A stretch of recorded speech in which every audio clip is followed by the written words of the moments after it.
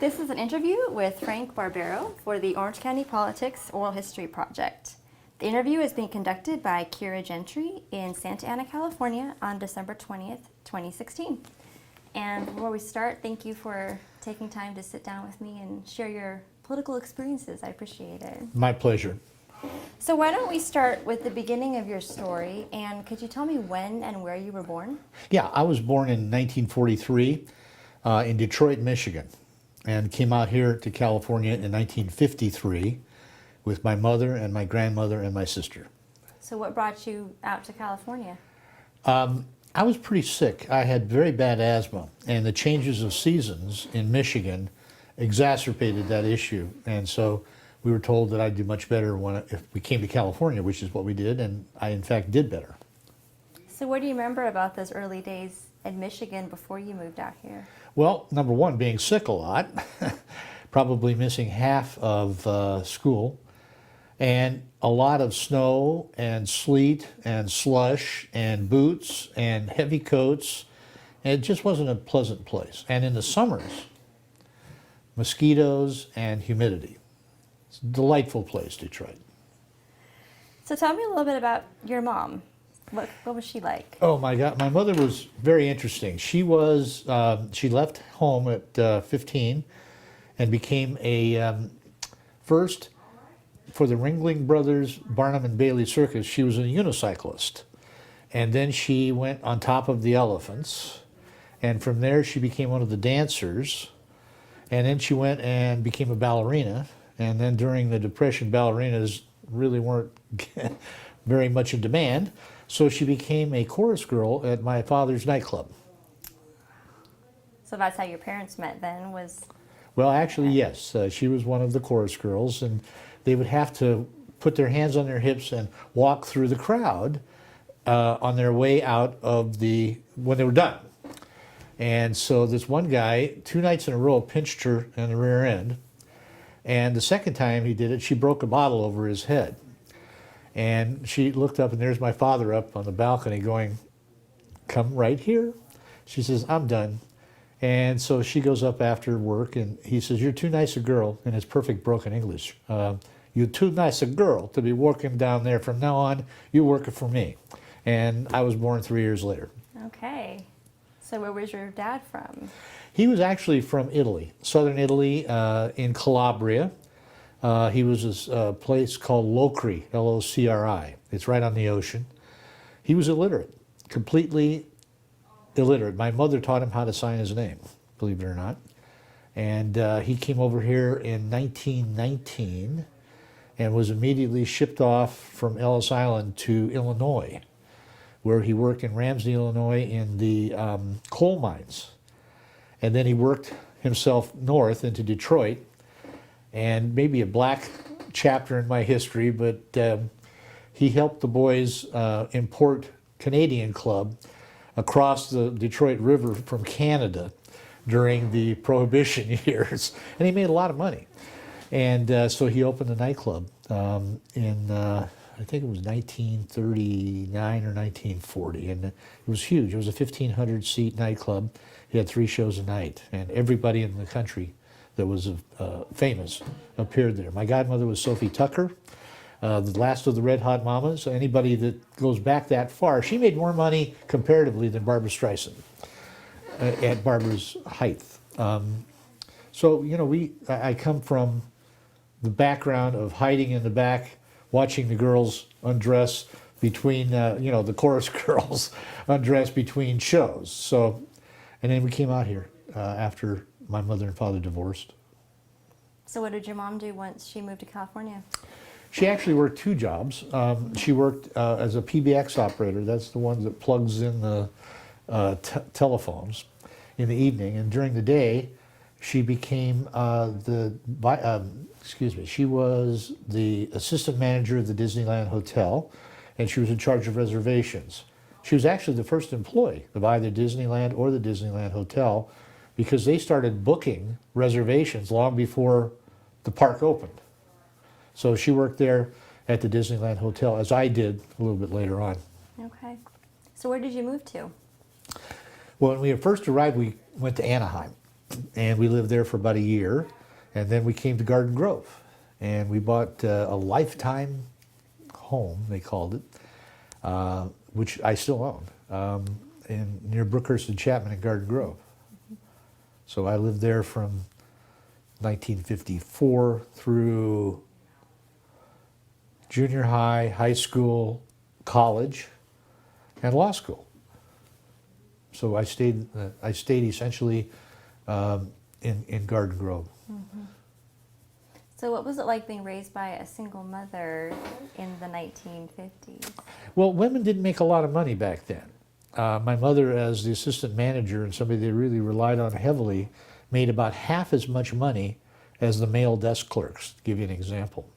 So she worked those two jobs so that we could have food. I mean, we were able to have meat 2 or 3 times a week. So consequently, I always eat steak today. It's kind of a throwback to those old days. I want to remember it was not really that pleasant. But I didn't know. I didn't know any different.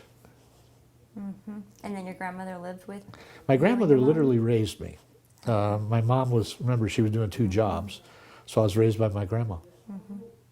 So where did you go to school when you came out here? Well, originally in Anaheim, Horace Mann, and then junior high in Garden Grove at Lamson, and then Garden Grove High School. And Steve Martin was a freshman there when I was a senior, and we both worked at Disneyland together. He was originally a ticket seller out in front, and then he worked at the Magic Shop. And I was Fearless Frank on the Jungle Cruise for 4 years. I had to quit because I started believing I was Fearless Frank. So, So how do you feel about Disneyland today? I went there the other night for the Christmas lighting parade. I still get invited, and I just love Disneyland. It is it's a magical place. It really is. It was for me, and it was a great time back then. Really, seriously, incredible parties every night. The Jungle had Tuesday night, the tour guides Wednesday night, the monorail Thursday night. I mean, we partied till we dropped. Okay. A little behind the scenes. Oh, God. You Trivia have no here. idea. So since you said that your mom was an employee for the park before it officially opened, were you present at the opening of Disneyland? No, I was not one of the kids that ran across the bridge to open Fantasyland. No, I was not one of them. Okay. But you obviously have an affinity for the park. I do. I Yeah. do. So what did you think about school? Did you like any particular subject more than others? No, I was, for some reason, the Detroit schools, even though I didn't get to go very often, really prepared me quite well. I arrived here and I think the 5th grade, and I really didn't even need to crack a book until the 7th grade. And I really didn't have much difficulty then, and I received the alumni scholarship to USC after high school, and then I received the Legion Lex scholarship to law school from USC when I was undergraduate. I was AMS president at USC. So I've really been, I really owe USC a lot. I mean, they gave me 7 free years. They paid room, board, tuition. They even gave me spending money because my mom there was no way my mother could afford that. And was USC your top choice for schools? Completely. I mean, I could have gone to Harvard or Yale, but I would have been conflicted with the same type of asthma difficulties back there by virtue of the change of the seasons. So here on the West Coast, SC was easily my first choice. Okay. Well, before we go into USC, who were your role models when you were growing up? You know, it's hard to say. I liked the Lone Ranger. He was good. Hopalong Cassidy, he was good. Roy Rogers, who worked for my dad, he and Dale Evans would bring their horses up onto the stage and they got paid a lot of money to do that. That's all they could do. I don't really think I had too much of a role model, although I have to tell you, because I was raised without a father, Danny Thomas, who had a TV show called Life with Father or something like that, he was kind of a role model because I had no idea what a father slash husband was supposed to be like. So I kind of got ideas from my friends whose parents were together and ideas from television about what a dad was supposed to be all about. And so that was kind of like how I modeled myself.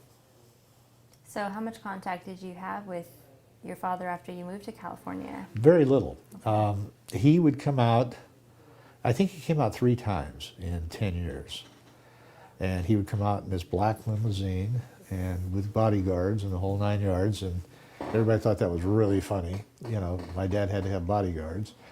And, you know, he was just an amazing guy. But, you know, illiterate, but probably the smartest person I've ever known. I mean, I would play gin with him, gin rummy. And he'd say, "Why did you give me that deuce?" I'd say, "Dad, I didn't need it." He said, "You should have known I had this, this, and this by virtue of how we've been playing." And I said, "What do you mean?" He would take the discard pile, turn it over, and say, "Ace of clubs, deuce of diamonds, 8 of spades," and he had everything memorized. Wow. And, you know, he was just an amazing guy, but it's funny how I just don't think education necessarily makes you intelligent. At least I've certainly run into that a lot in my practice and in my political career. I didn't ask you your parents' names. Would you mind? My dad was Frank. He did not have a middle name. And my mother was Dorothy Lewis, Lewis. Okay. So why don't we talk a little bit about USC? What were those years like for you? Fabulous years.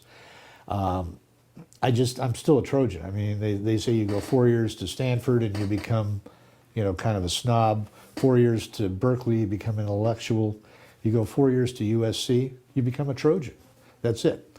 That's the way we are, and we still hang together. I go to the games, and I was chairman of our 50th reunion just recently, and I did all the finance work for them. So I'm still very involved, very committed to the University of Southern California. I mean, they gave me everything. I mean, literally, they fed me and clothed me and boarded me and paid my tuition for 7 years. So undergraduate, I was, like I say, I was AMS president, and I ran what they call the special events department. And we would put on the halftime shows.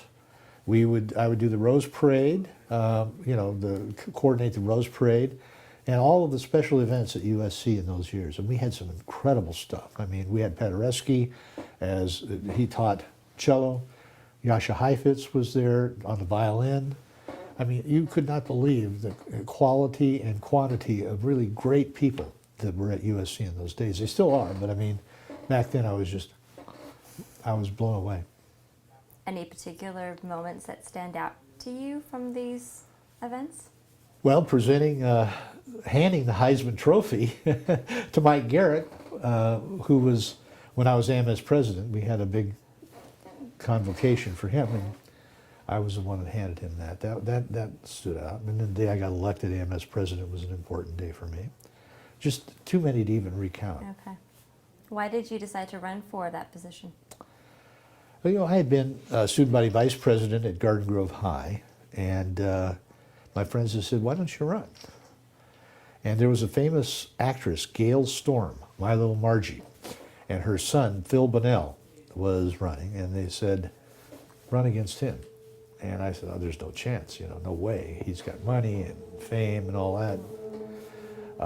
I ran on the campaign of, I believe, in the good, clean use of rumor and innuendo.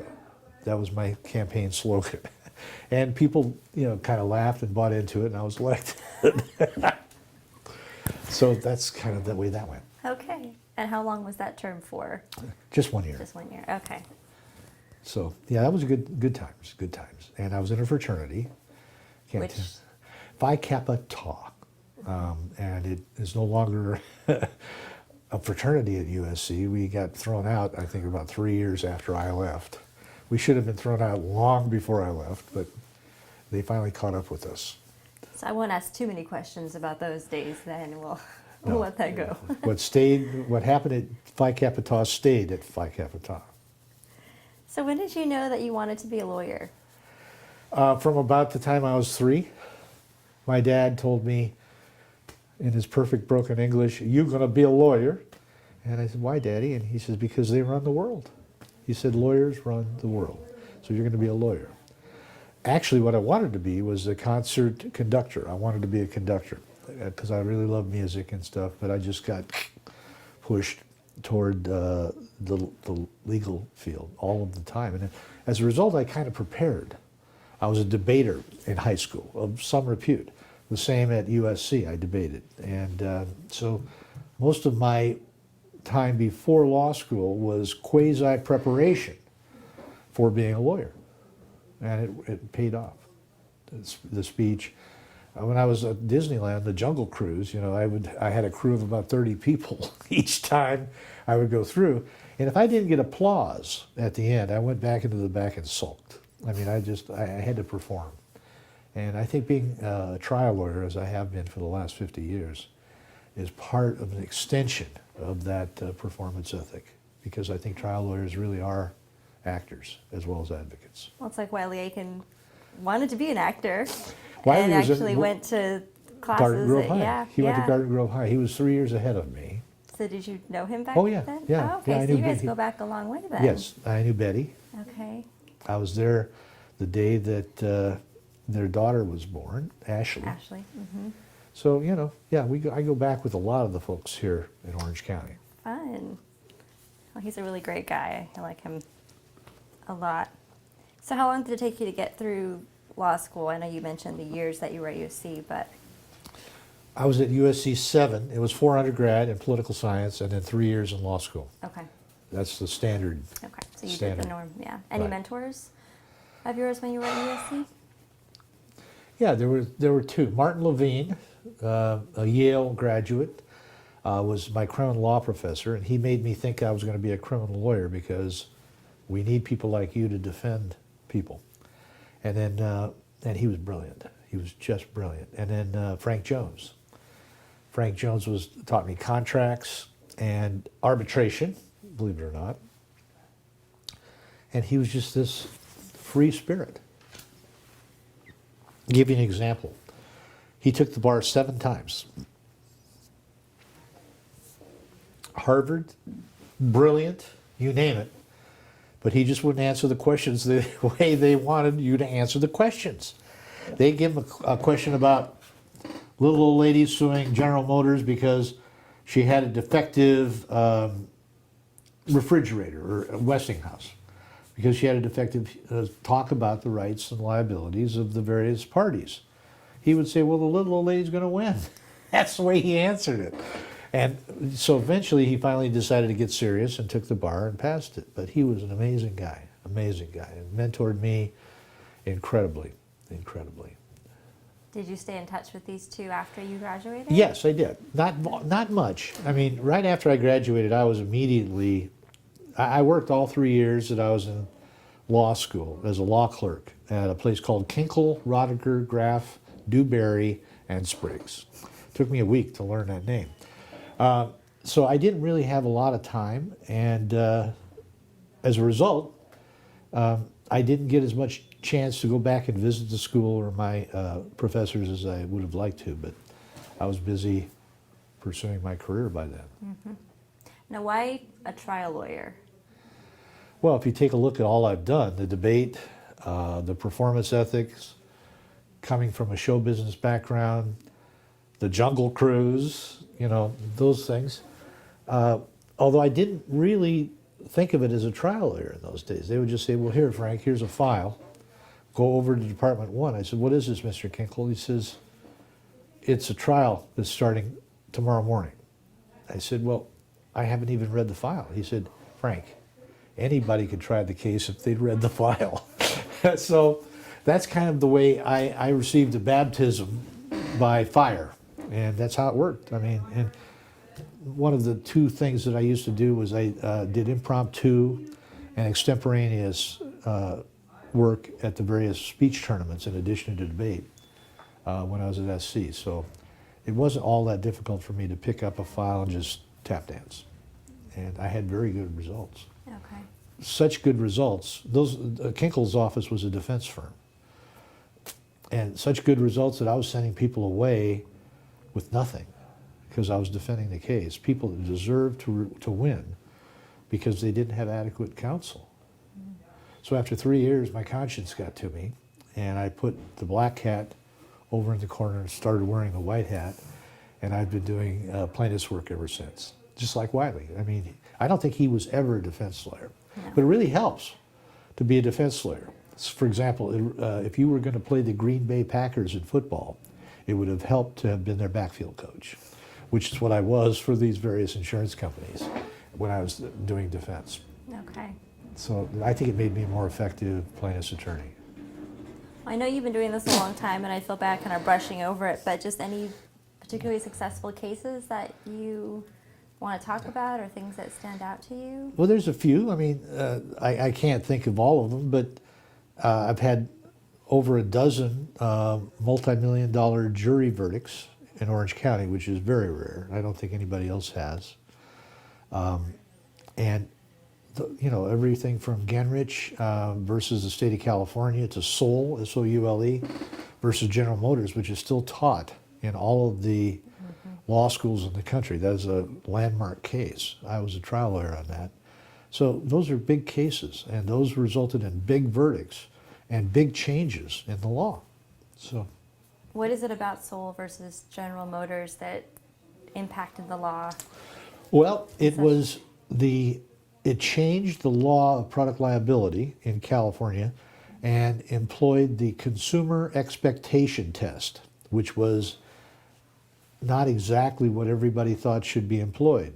For example, if you have a cigarette lighter and you're lighting a cigarette and it explodes in your face, you wouldn't expect that. So you would be able to sue the manufacturer of the lighter for the damage that had happened to your eyesight or whatever it was. The consumer expectation test in Soule versus General Motors, I asked for that instruction, and the jury got it. They received the consumer expectation test. Terry Soule was involved in a head-on collision. She was in a Chevy Camaro, an F-style Chevrolet. What happened was the floor just came straight up onto her foot and made her very disabled. She had what's called a patellar arthrodesis, meaning every bone in her foot was fused.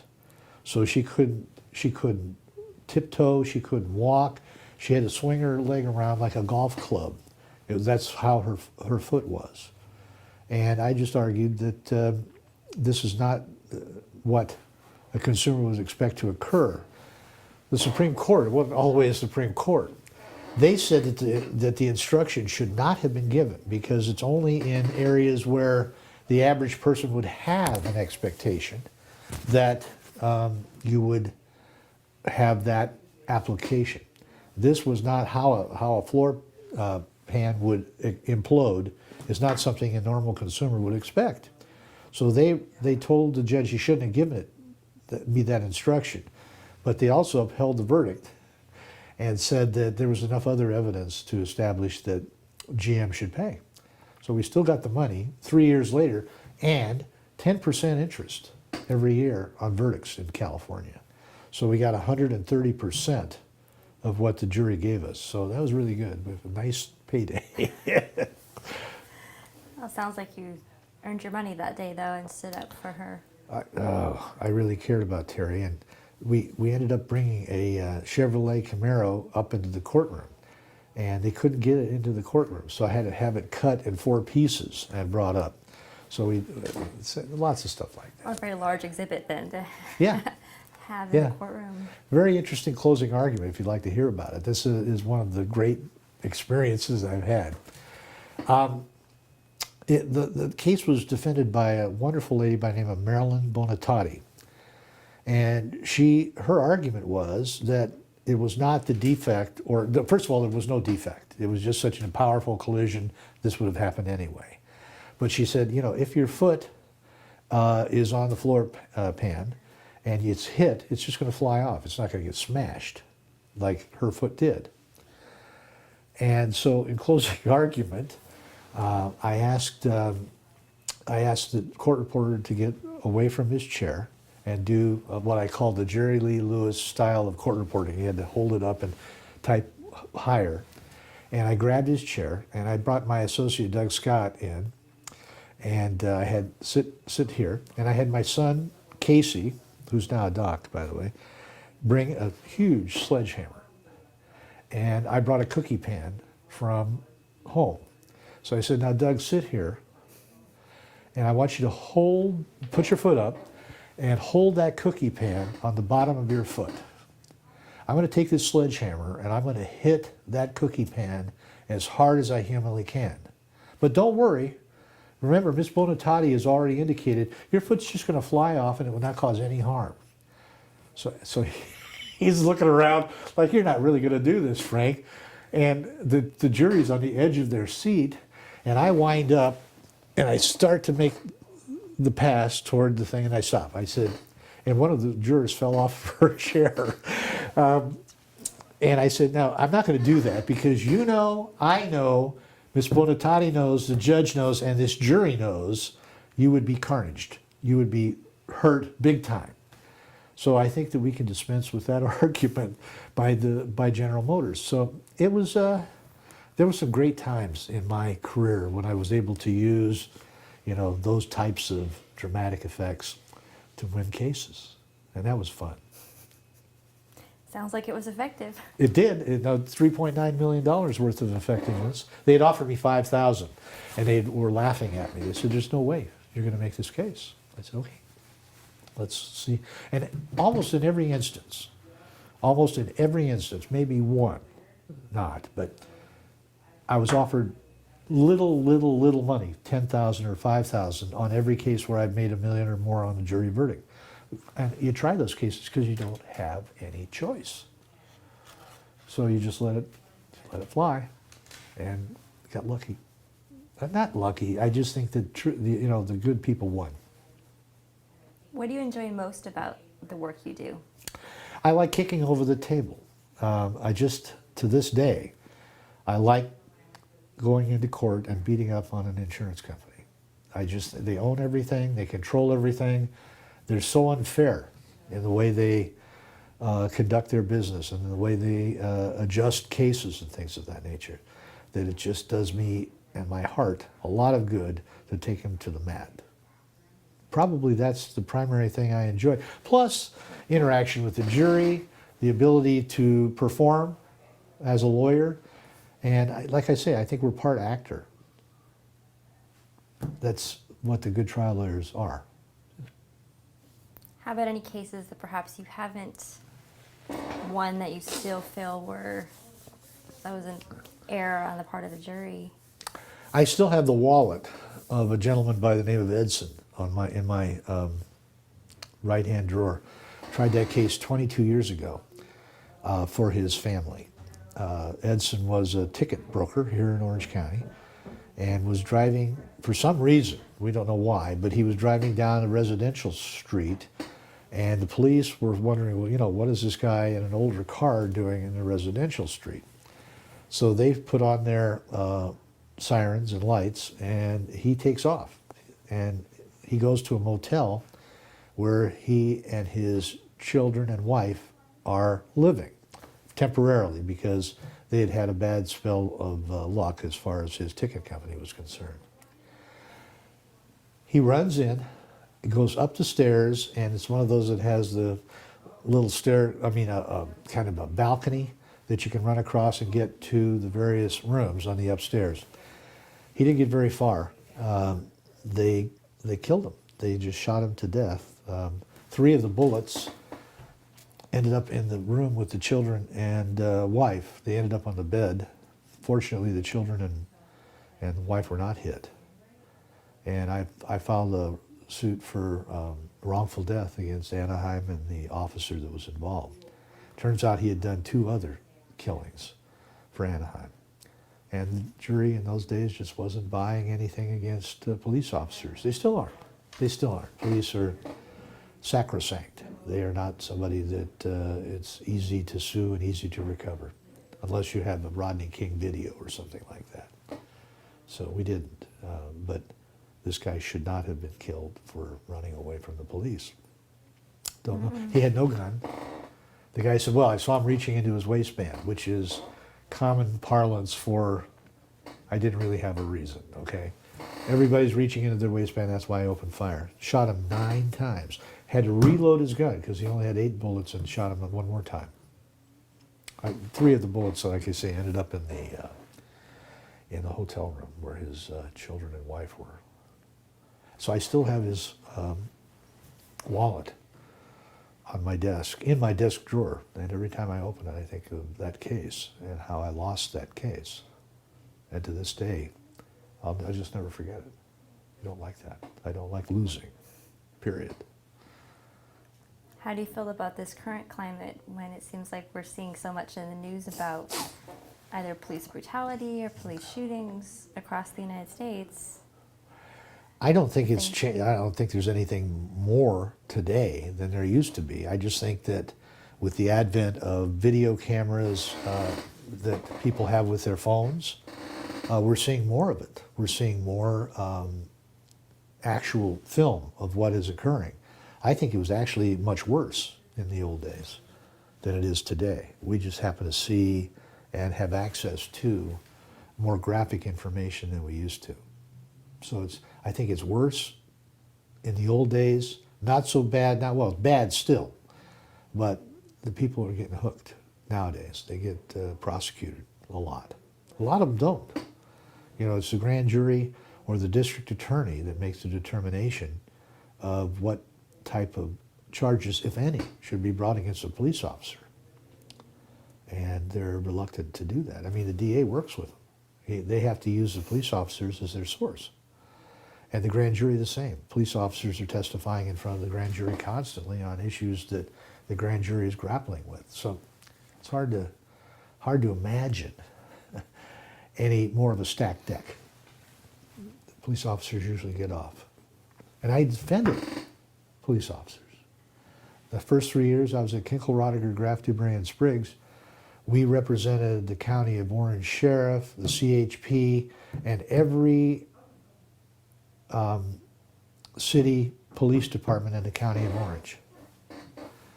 And it was an amazing experience because they're only, and this is probably not things that people are going to enjoy hearing, but they're only, in all of the people that I've represented over the years, there are only 2 groups of people that came into my office and said, okay, Frank, what do we need to say to get off? 1, police officers, and 2, doctors, because I used to defend the doctors in the medical malpractice cases. Well, why am I getting sued? You know, I mean, the guy lost his arm, so what? Joe and I were cutting the other day at Mercy Hospital, and we killed the guy right on the table. We lacerated his aorta. So we just sewed him up and said it was a heart attack. So I get sued for this guy losing his arm? Come on. Why is this happening to me?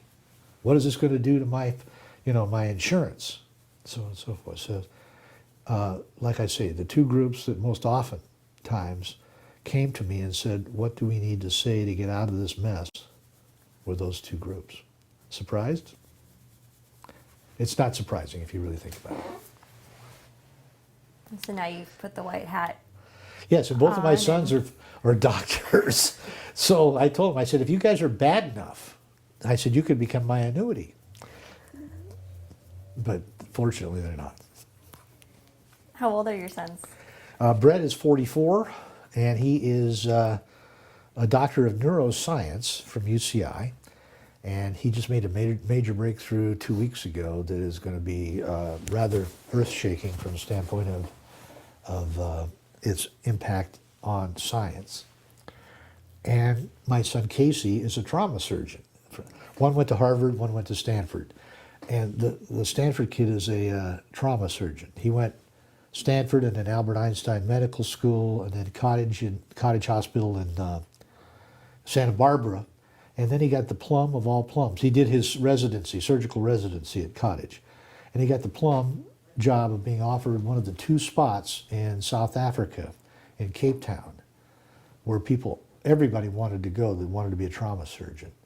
And the reason it's such a great opportunity is that Cape Town is the most violent place on earth.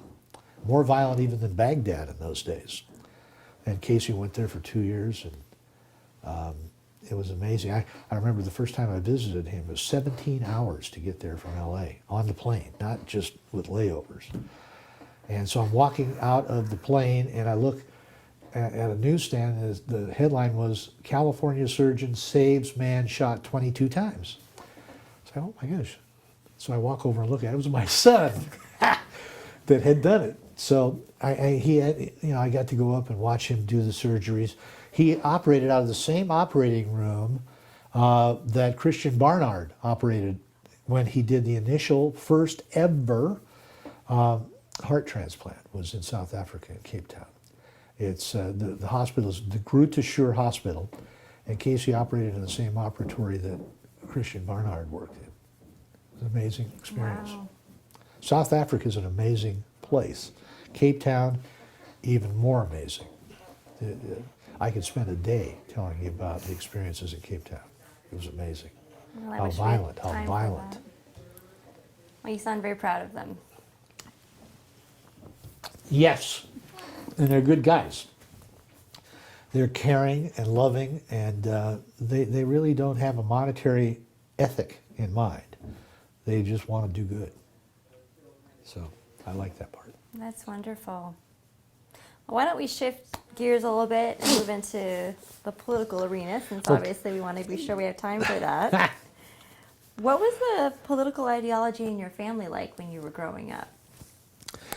I asked my mother when I was 21, what are we? She said, we're Harry Truman Democrats. I'm from Missouri. So my mother was born in St. Louis, and she said, we're Harry Truman Democrats. I said, okay. So I registered Democratic. That was how much thought I put into it in those days. And I continued to work. You know, I think I would be considered today a progressive or a liberal. I always had this big heart that wanted to help people. And as time wore on, I just got more and more involved in my law practice and didn't have time to do too much. I mean, I walked precincts for Governor Brown, Pat Brown. I walked precincts for John Tunney, and things of that nature, gave money. I gave John Tunney $250. I thought it was all the money on earth, and I ought to be able to stay in his spare room as a result. But obviously that didn't happen, but he was elected, thank goodness. But it all happened very strangely. My law offices were on the 5th floor of the Bank of California building on Civic Center Drive. It was 400 Civic Center Drive West, and I had the 5th floor. Our law offices took essentially the entire 5th floor. I had a late deposition, and it went till like 2 in the afternoon. I hadn't eaten, so on the 6th floor they had a room about the size of this room, maybe 20 by 20 at best, which is a little cafeteria. So I went up there to get something to eat because I was starving, and there was this kind of heavy-set guy over on the side with like boots on and blue jeans and so on and so forth. And being the gregarious type I am, I went over and said, hi, can I join you? He said, sure, sit down, you know. So we started talking. I had no idea who he was. And he's inquiring about school and what I'm doing and what offices I held and so on and so forth. When it's done, he said, I'm going to a political event tonight. Still, I didn't know who he was. He said, would you like to go? It's in LA. I said, sure. So he picked me up at 6 o'clock in the evening, right in front of Bank of California, in this beat-up old Volkswagen. So I was surprised it got to LA. And we arrive, and there's literally hundreds of people out in front. He parks his car right in front. Security just spreads the crowd. I said, who is this guy? He says, come on. He grabs my arm, takes me to the door. They open the door, and they want to not let me in. He says, no, he's with me. Same thing, we get inside. There's a room over there with the door closed. He walks over that room. They open the door for him, and again, they didn't want me to go in. Well, he said, no, he's coming in. There was, in that room, Teddy Kennedy, Joe Alioto, Jerome Waldy, all of the great big politicians of our time, Hubert Humphrey, everybody was in that room. It's, oh my God, hello, Richard. I still didn't know who he was. Who is Richard? Richard what? You know, Richard Basehart? No. So It turned out it was Richard O'Neill. And O'Neill was, at that time, the chairman of the Orange County Democratic Party, and probably the wealthiest man in California. He had 54,000 unencumbered and acres in South Orange County. I mean, it was clearly worth probably $500 billion at least if you sold it at the current market value then. God knows what it's worth today. And so I said, I started going by various things. I see O'Neill Park. I said, that anything to do with you? He says, yeah. He says, I gave that to the government to make a park. And I said, oh, really? He says, yeah. He says, I also gave Camp Pendleton to the government. And I also, the Orange County Airport is on my property. And Mission Hospital and Mercy Hospital and Fountain Valley Hospital, I own them. They're on my property. I said, okay. You know, so I became his buddy. He would call me anytime we went to a political event. I enjoyed being with him. He was funny, smart, and an incredible historian. And so we became best friends. We went to all of the Olympics from that point forward together. And he was the cheapest guy on earth. Give you an example. We go to Montreal for the Olympics. I think it was '76. We had been to the Democratic Convention in New York, and then we flew from New York to Montreal for the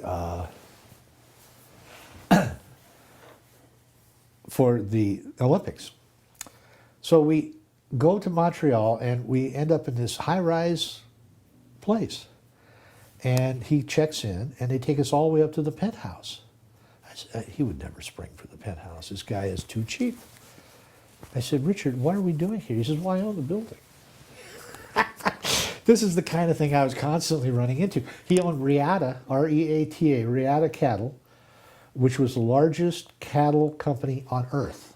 And you never even knew that he owned that. All of the Tiny Nailers restaurants, the Bull in the Bush restaurants, the Blarney Castle in downtown LA, which is where all of the drunks went to bet on the football games. And he just became my good buddy. And we just hung out and hung out and hung out. And it was through him that I was introduced to politics. And he finally said, why don't you run for vice chair? I'm the chair, and you run for vice chair of the party. Okay, I got elected. That same year, he got elected head of the state party, all the state. So I just kind of ascended to the Orange County hierarchy within the Democratic Party.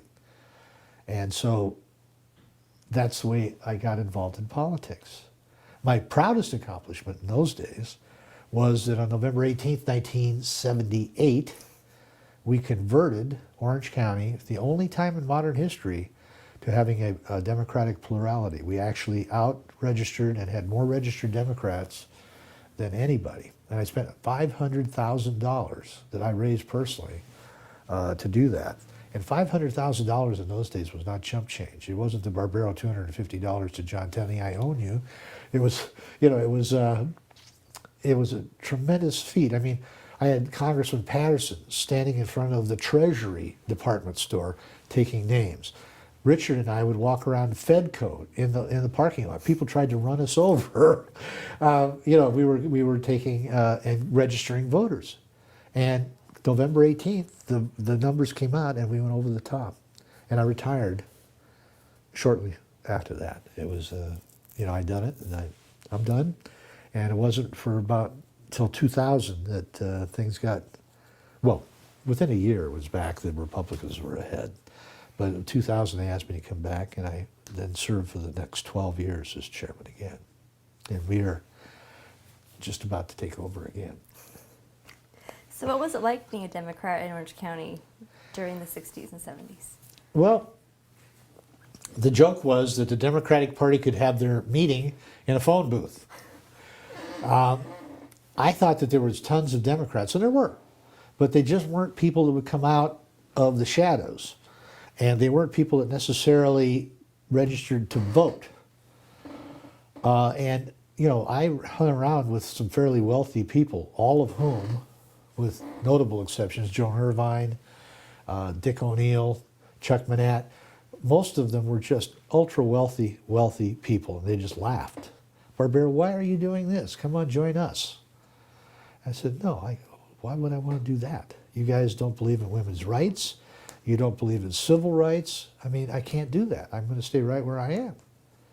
And so it was a little tough from time to time. It was, you know, and then when we took over on November 18th, they going, oh my God, what did you do? I said, I did exactly what I said I was going to do. And you know, it didn't last long, but we did it. So, and give you an example, 4 out of the 6 assemblymen, or assembly persons, to be politically correct, were Democrats. 4 out of the 6. 2 out of the 3 Congress people were Democrats. 1 out of the 2 state senators were Democrats. And we really took over. And it was a very positive thing. It was really positive. So, you know, for a period of time, it was not good at all, being a Democrat. And then people started recognizing that we had some substance, we had some power, we had the ability to raise money, and we became somebody that they had to pay attention to. Well, not for a long time, though, they didn't. What about the John Birch Society? How did that factor into your work? Very heavily. In high school, I had a professor by the name of Mr. Thomas. He was in charge of the GATE program. We were the very first GATE program ever in Orange County. And he gave us 2 books to read. The Communist Manifesto and The Conscience of a Conservative by Barry Goldwater. He was terminated by the Orange County, by the Garden Grove School Board for giving us the Communist Manifesto. That's the kind of atmosphere we had in those days. John Schmitz, you know, I mean, they called him a caveman because that's where he belonged, in a cave. I always referred to him as our Neanderthal. And I debated him. I debated him on national television when he was running for governor. He had been roundly defeated in the primary, but somehow was running for gov. And so they asked me if I would debate him. And I said, sure, why not? Remember, that was my background. I said, I'm going to kill this guy. So I told myself, I'm not going to do anything naughty, because I could do plenty of naughty things with John Schmitz. If you remember what happened with his daughter, she got hooked up with some young students, things of that nature, but not then. So I said, Barbaro, just keep it cool, just argue the thing. The primary reason for the debate was they wanted to stiffen the penalty for school teachers that ended up molesting children. We already had the laws. There was already a big law. It was nothing that we needed. But Schmitz was using this as a platform to move forward. So he makes his statement and he says, you know, I got Barbaro here, who's the chair of the Democratic Party, the party of Franklin Delano Rosenfeld. I said, well, you just lowered the bridge, buddy. So I got up and I said, look, I'm really happy to be here today, and I'm happy to be debating John Schmitz, who is here for one reason and only one reason, and that is he wants to be governor. Or, in the alternative, methink the lady doth protest too much. And he jumped out of his chair, ran over to the podium where I was, and started hitting me in the shoulder. It's somewhere on tape. I wish I still had that tape, but he just got furious with me. But, you know, he was using, I thought, some bad stuff to try to create a law that wasn't even necessary, because there was always plenty of laws. And then his daughter gets arrested and convicted for the same thing. So it's kind of poetic justice. Those are the kinds of things. But I mean, I did some really outrageous stuff. God. On a jungle cruise at Disneyland. Oh my God. Anyway, you have no idea. Should I pursue that topic or should we move on? No, they fired me 3 times from Disneyland, and then they always hired me back because Walt liked me, because I would take him around in the jungle. He always used my boat. and I would make fun of him during the ride. So he said, "Where's Frank?" "Well, we fired him." "What? Bring him back." "Well, where's Frank today?" "Well, we fired him again." So I kept getting rehired by Lee Adams, who was the chief of personnel at Disneyland, and my the supervisor there in Adventureland kept asking, how does he keep coming back? Connections. So what kind of behavior would result in these firings? Or dare I ask? Well, you have to understand that I oftentimes don't use the best judgment in things. Remember, this was the civil rights. People were getting killed down in Selma and all of that. So I was working, I worked evenings, weekends, and summers to supplement my income and to help my mom with the house payments. And well, I'll give you one example. One of the times I got fired was it was Count Basie and Duke Ellington were at the park. And we had a very, very heavy African-American attendance. So I was uploading my gun and getting my microphone ready. I turned around, and the entire boat was full of African-Americans. We called them Negroes in those days, and that was okay. And I said, "Welcome aboard, Freedom Riders." And that was enough. they listened to the spiel, and I actually got applause, but somebody complained and thought that that was a little over the top. And that was one of the times I got fired. Another time I shot a lady in the leg by accident with this 38 caliber wad with triple loads. Because today it goes piff, piff, piff. In those days it was kabloom. It was part of the ride. You came right off your seat when you heard that thing. And I love shooting that gun. I loved it. That's why I'm wearing hearing aids right now. Is because I was about 27 years of age, I started noticing I was having a really difficult time hearing women that I was voir diring, asking questions about their eligibility to serve. And I would come over and say, "Would you say that again?" As they thought I was picking on them. So I went to an otolaryngologist, and he tested me, and he said, "Are you a hunter?" I said, "No." "Were you in the Army?" "No."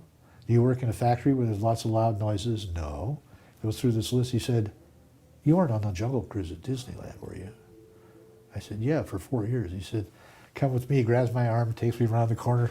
He says, "There's this filing cabinet." He opens it up and says, "Meet your colleagues. You guys all have this identical tracings." Wow. Nobody ever filed a workers' comp action, nothing. It was just, okay, so I'm going to be deaf. But that was from shooting that damn gun. Now, like I say, they use about a sixth of one load, whereas we used 3 triple loads. It was fun though. It was so much fun. Who knew it'd be so dangerous? Well, this lady, I cooked her leg. Seriously. There's so much black powder in those things. It was, my gun jammed, and I was trying to unjam it, and it kabloom, and her leg is spewing blood everywhere. I go, oh, shit. You know, what am I going to do? So later, 2 days later or something like that, they took us behind the Tahitian Terrace. We came right behind the Tahitian Terrace. And they held a Swift family 12-inch steak out in front of one of our guns, about 12 inches from the gun, and shot it. It cooked the steak halfway through. To give you an example of what I did to that lady's leg.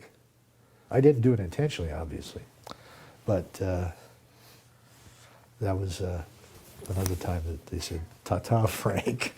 You know, so I'm not going to tell you the last one because it's really ugly. Okay. Well, we'll change the subject then. Well, you brought up civil rights. So what was it like living in California during the civil rights movement?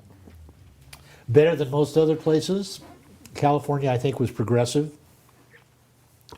Although compared to today, way behind the times. All of us were. I wasn't. I mean, you know, I thought everybody should be equal, and you know, I was really objecting because remember, I was raised by a single mom who couldn't make a decent living unless she held down 2 jobs. Women were not. You know, I was one of these people that felt that women had civil rights that needed to earn equal pay, and I was really kind of alarmed by the way minorities were treated. Garden Grove, 3,200 students at Garden Grove High, one black family, end of quote. They lived down the street from me. I drove by them one night and there was a cross, burning cross in front of their house. They left Orange County. And that was the only black family. We had lots of Latinos or Mexicans. We had a few Asians in those days, certainly not compared to today. And they were not treated well either. And if you take a look at my skin color, I was a lifeguard for 3 years at the Disneyland Hotel and the Balboa Bay Club. And I literally enter the sun, I get dark bango. So I was very dark. And so I suffered the slings and arrows, if you will, of people thinking I was a Mexican. And they would just like push me aside to get on the bus. You know, I was a second-class citizen. So I got to experience some of that myself, simply by virtue of my skin color, because I was Italian. And my mother, by the way, was whiter than Kira here. Seriously, she had blue eyes, blonde hair, white, and my sister and I looked like we were strictly Italian, completely Italian. So I got to live it. I got to feel it. I got very involved with it, and to this day, I'm a big promoter of civil rights, and I'm worried about this Trump guy. Bad. Well, that was one of the things I was going to ask you about later, but what your reflections are with our recent presidential campaign. I've done them all. You know, I was Teddy Kennedy's Orange County chair. I was Carter's Orange County chair. I was John Kerry's Orange County chair. Both times that Clinton won, I was his Orange County chair. I was the one that raised, along with Mike Levin, the money for Hillary this past time. We raised a ton of money for Hillary. And I was just so delighted that we were going to finally have somebody that was the most qualified person ever to become president. And we all know that that didn't happen. Although it did happen, really. She won the popular vote by 2.8 million votes. And she ain't the president. So did Gore. He won the popular vote as well. But you know, I think the Electoral College is just anachronistic. And do you know why the Electoral College was created in the first place? The founding fathers were afraid of the people. They were afraid they were going to elect somebody they didn't like. So they decided that they would have these electors that would really elect the president so they could change the result of the vote if they wanted to. That's how the Electoral College came to pass. Certainly something I'd like to do away with since 2000. That would be good. I think you and a lot of people feel that way. So what's the job of being the Orange County chair of these presidential campaigns? Well, primarily to, wave the flag, create parties and house parties and precinct walking and so on and so forth from a grassroots level. From my standpoint, I've always been, my strength has always been in fundraising. I'm a very good fundraiser. And so anybody who's running for office wants me to be their fundraiser because I have a lot of friends and I also very good at begging. My knees are kind of worn out from begging, but I'm a good beggar. And so that's primarily what I did as the chair. The other things were just organizing events, introducing people. I mean, I was with Bill Clinton the other night at Mark Robinson's house, and they asked me to introduce Bill. So I did.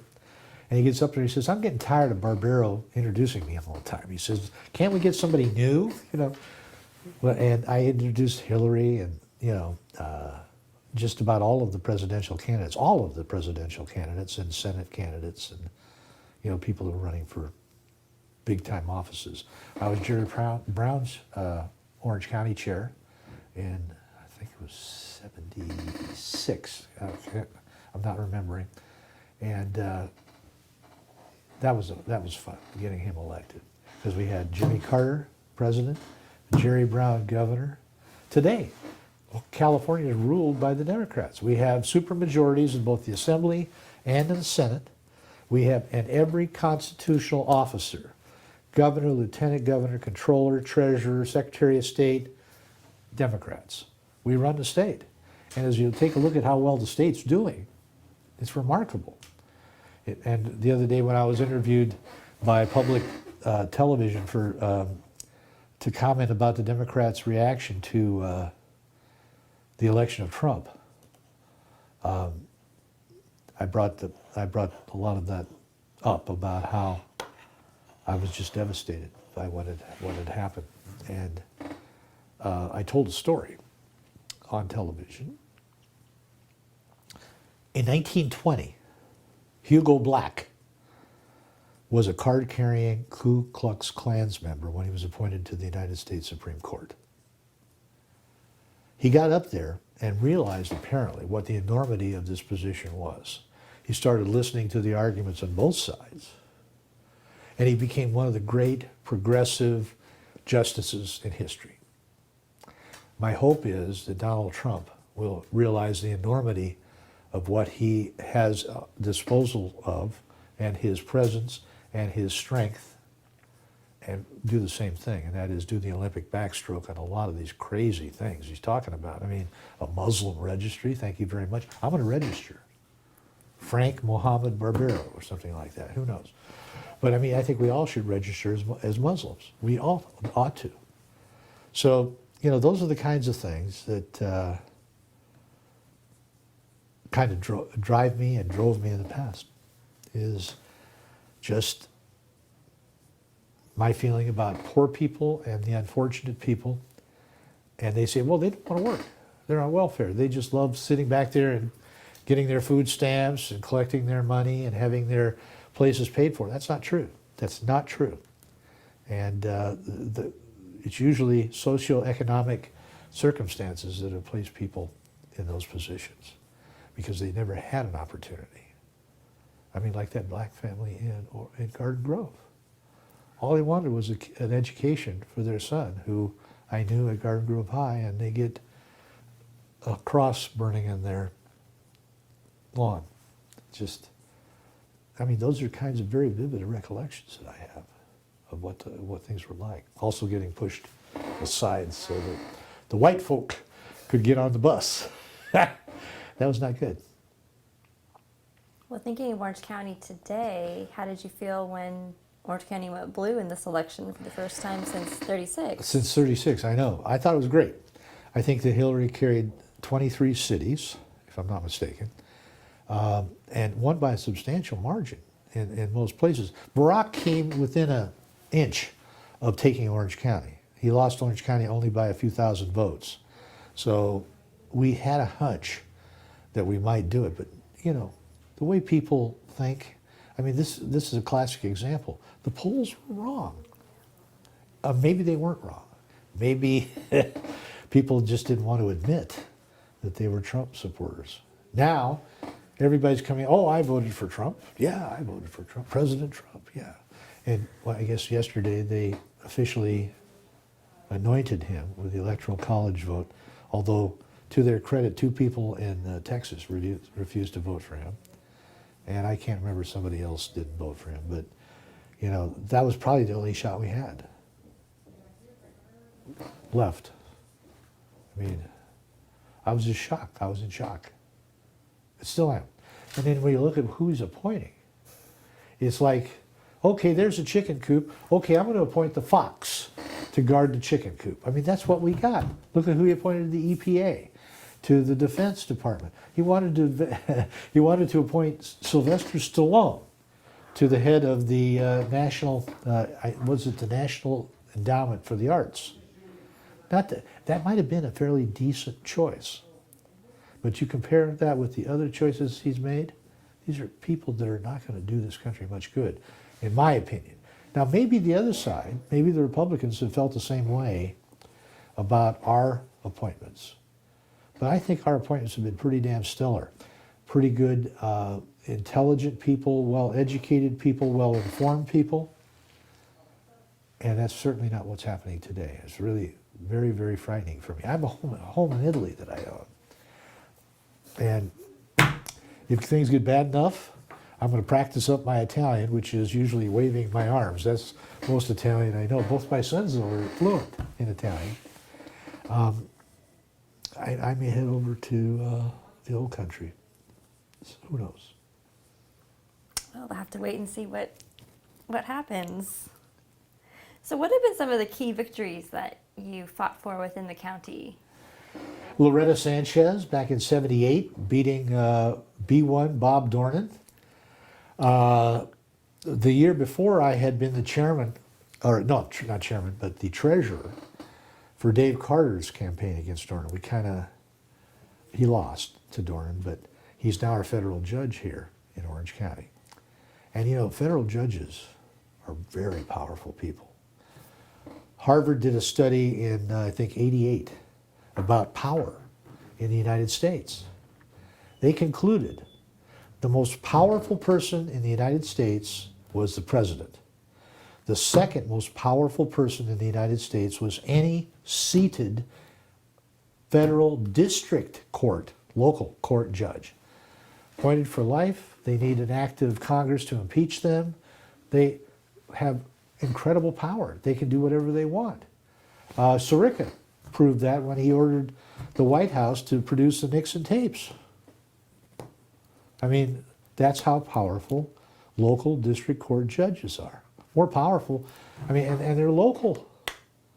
So a lot of good is done with certain appointments, but the Republicans have not allowed us to appoint decent people. They veto them or won't support them to be appointed. So it's hard to say. Mm-hmm. Well, let's talk a little bit about your time with the Democratic Party here in Orange County.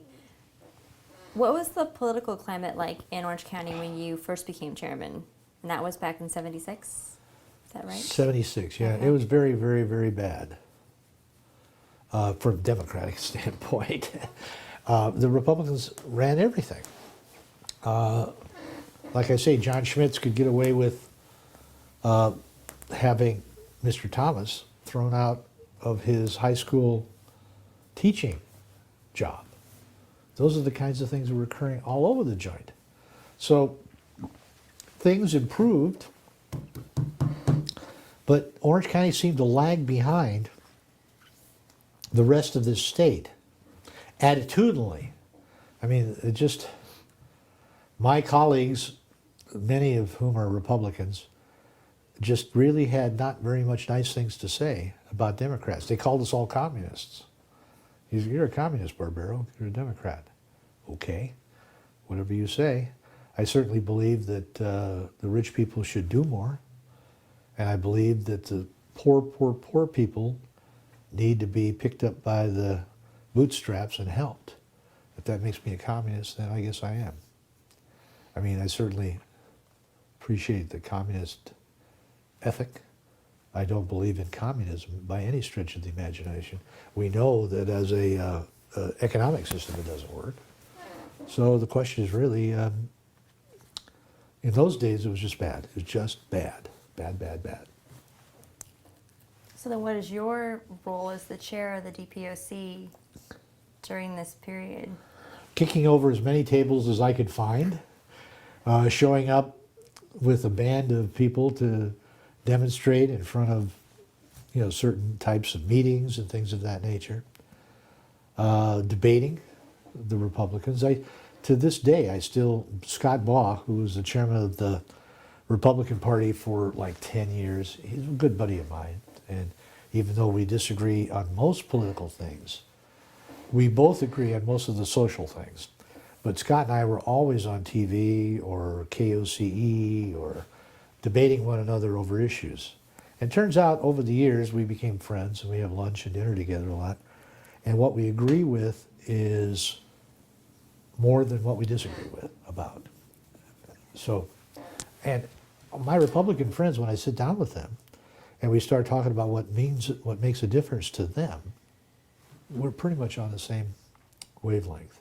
I just think they get brainwashed a little bit by the Republican ethic. It's sad. So what is that relationship like with your counterparts in the Republican Party? There's been several chairs on their side too since the 1960s, 70s. Well, Lois Lundberg and I were buddies. She knew my mom. Oh, did she really? And we got many pictures of us dancing together at these parties and things like that. Lois is a sweetheart. She's very sweet. And Tom Fuentes was a guy that, although I disagreed vehemently with his political positions, we became friends because we were both on the radio together. KEZY had a point-counterpoint type of thing where he was conservative and I was the progressive. Or as he would say, he was the American and I was the commie. And we would, once a week, we got together on the radio. I started working on the radio in the 6th grade. KEZY was broadcast out of the Disneyland Hotel. And I started the thing called, Lord, it was, yes, Youth Employment Service. And I would get on in the morning, too early for me now, I wouldn't even get up. But 6:15 in the morning, I had a 10-minute spot talking about finding work for young people who needed work. And so I was on the radio then. And then later more as time progressed. So how do you feel about bipartisanship within...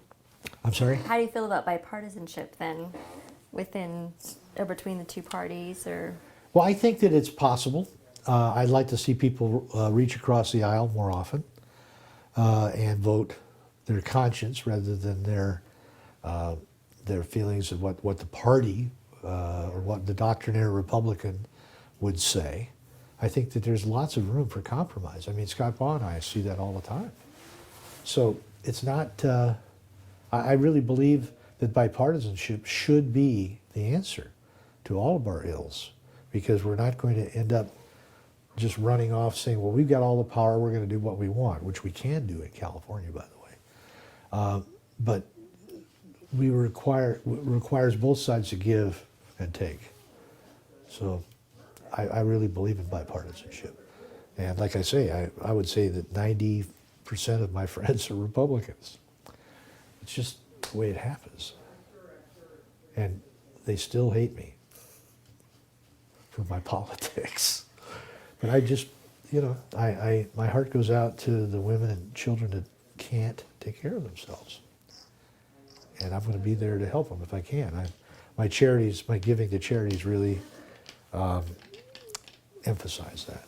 Although many of my colleagues and the Republicans feel that they need their names on buildings or things of that nature, I really think that we should be giving to the people rather than for statues to ourselves. Mm-hmm. I was going to invite, I told Hillary that I wanted an appointment to Bongo Bongo as an ambassador. She's Bongo Bongo. I said, meaning I don't want anything, Hillary. So, that's the other thing too. I'm safe because I have no agenda. None. I don't have to work as a lawyer anymore. I got more than enough to retire and sit back and drink mint juleps and watch the people work the fields. But I don't. I'm still kicking over the table. I have 71 active cases right now. And I'm 73 years of age. People say, you can't do that, Frank. I said, watch this. And I'm still okay. Although I'm not getting up as early as I used to. And I get a little tired from time to time. So I've got some ads out for people that want to be trial attorneys so I can mentor them and hopefully bring them along. I have one law clerk who's been with me 21 years. You may have met her, Julia, who's starting law school in August. And my old law clerk, Stacy, she was with me 7 years, and I was able to get her into SC Law School. She's graduating in May. Good stuff. That's really great. Yeah. So how did the Democrats react to the new majority here in Orange County? Well, the president of the new majority for a long time was Tommy Tucker. Tommy and I went to USC together, and he came from a very wealthy family. His father had car dealerships, and I remember they owned a clothing store in Anaheim. And he was like my chauffeur. He would drive me to and from Orange County on the weekends so I could see my grandma and my mom. And we became really good friends. And then after that, kind of separated, but I occasionally see him. And it's still friendly, and I still remember Tommy and like him a bunch. But he is, and I got to tell you, the new majority gets in the way of my fundraising. How so? Well, I go to somebody like Dan Callahan. I said, Dan, I want you to give $50,000 to Barack Obama. He says, Frank, I'm a member of the new majority. I said, that's why you can afford it. He did. You know, those kinds of people, the new majority, have not had that much influence, obviously. Orange County, like you pointed out, the first time since 1936 went Democrat. So they can majority themselves and strut around and, you know, goose step around or whatever you want to call it. And it's not doing much good. In fact, we're about ready to take over the county again. Little by little, I see Irvine is Democratic now, Laguna, just Fullerton and Anaheim, Santa Ana, Garden Grove, they're all becoming Democratic. So I think that times they is a changing. That's a Bob Dylan piece, isn't it? Yeah. And that was another thing. I was chairman of the committee that reopened the Pacific Amphitheater at the fairgrounds. It had been lied fallow for a number of years because the neighbors had complained about the noise. Turns out that they weren't really worried about the noise. After the fact, I found out that what they didn't like was they didn't like the fact that the young people didn't want to spend the $10 to park in the fairground parking lot, and they would park in the neighborhoods and trample the roses that Aunt Maisie planted and fornicate along the driveways and things of that nature. But that was the real reason, turned out. But they used the sound. So when I was appointed to the fair board by Gray Davis, I said, we're reopening the Pacific Amphitheater. And they said, you can't. I said, yes, we can. They said, why? I said, well, I didn't know at the time what the real reason was, but I said, with modern technology, we can create something that will digitally direct the sound into the theater and not have it go out into the neighborhoods. So a year later, $2 million in expenditures upgrading the fairgrounds and the Pacific Amphitheater we opened. Diana Krall, one of my favorite performers, flew in from Rome to open night, and we had Bob Dylan is the one that triggered all this. I had Dylan there twice, and Paul Simon, and Duran Duran. I mean, I had 81 shows that I produced during the time that I was with the Fair Board. Just stellar people. And today, horrid. It's mostly backup bands or tribute bands. We're the Beatles tribute band, or we're the Doors tribute band, where I got the real thing. Can we take a break? We certainly can. So we're back from a break, and why don't we turn our attention now to the Democratic Foundation. Why was it important to form this organization in Orange County? Well, the Democrats did not have anything at all, like the New Majority or the Lincoln Club or anything like that. So in 1976, Dick O'Neill and I were sitting in his office over at 2001 North Broadway, which was the Democratic Party in those days. And he said, Frank, we really need to do something. And I had sponsored several speaking things. We had the forums and things like that where I'd bring in really outstanding speakers. And he said, we need something that will supplant all of this with a very powerful organization.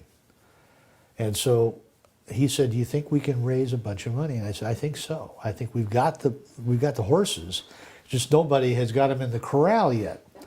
So I got to tell you the truth on this one. We kind of did the Olympic backstroke into the foundation. He says, "Well, what do you think?" I said, "Well, first of all, we need a name." And we came up with the foundation, which was a great name.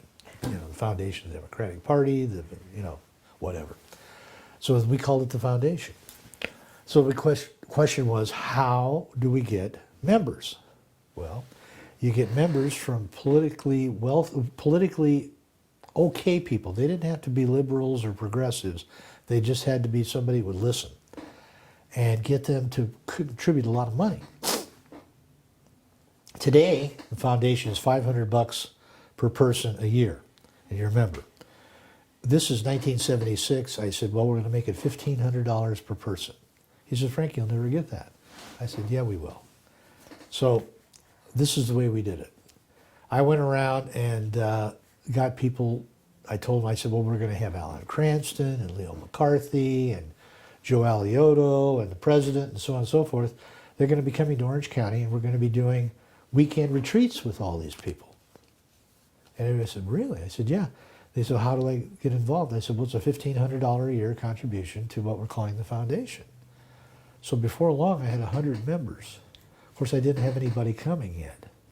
But as soon as I had the people with the dough in, everybody wanted to come.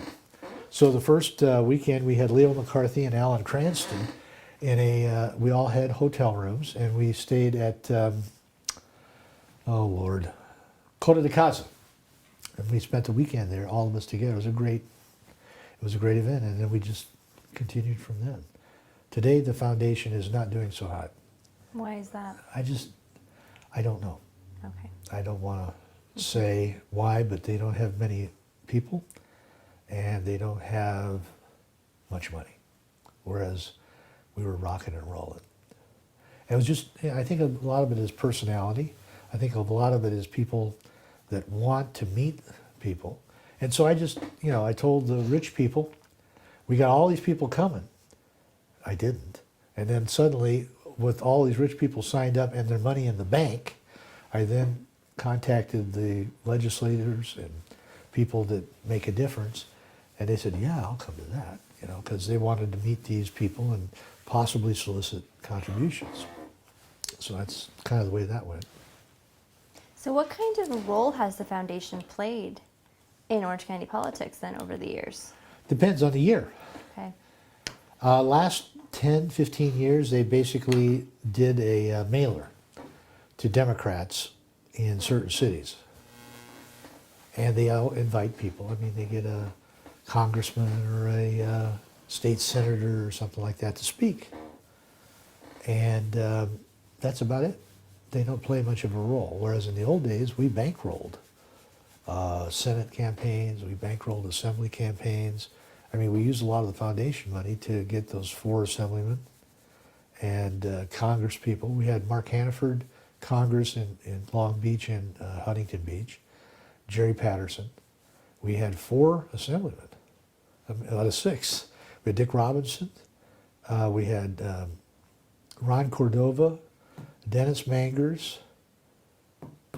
I'll think of the other one. But anyway, 4 out of the 6 were Dems.